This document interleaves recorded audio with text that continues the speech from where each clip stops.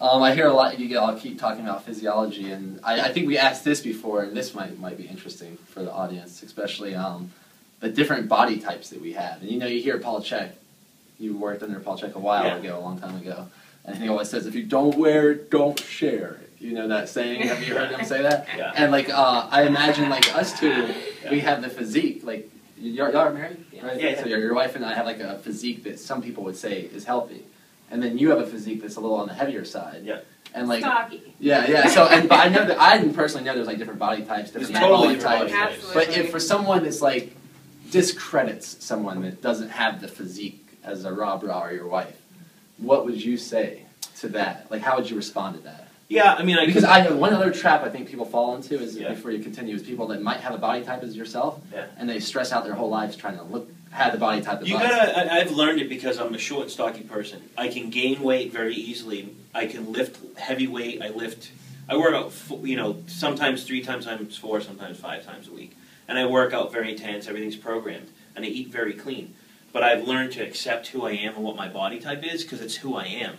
I'm never going to look like this. I used to bodybuild for 10 years and ate super strict. And when I did not look like this. You were really close, though. Well, I was big. You worked your ass off. Yeah, I worked my ass off. I never went out. I didn't have a life. Everything was in a Tupperware. I was eating canned tuna. So I wasn't healthy. I mean, my gas at that time would clear out a room. So I think it comes down to accepting yourself. And I have to accept myself because I honestly don't care what you think of me.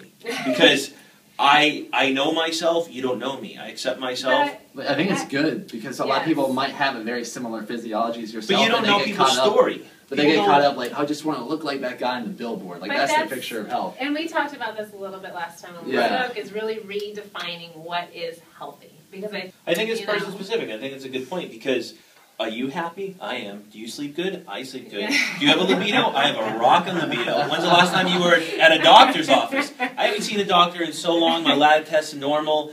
So, I mean, there's so many factors. My body temperature is 98.6. And that's I think Diana Schwartzbein, when I was studying Paul, I studied her, and she always said, you can't lose weight to get healthy. You have to get healthy to lose weight. And I think our culture believes that weight loss is healthy. But unfortunately, most of the people we work with around the U.S. that have autoimmune diseases, infertility, thyroid problems, chronic pain, most of them, I'd say, are super skinny.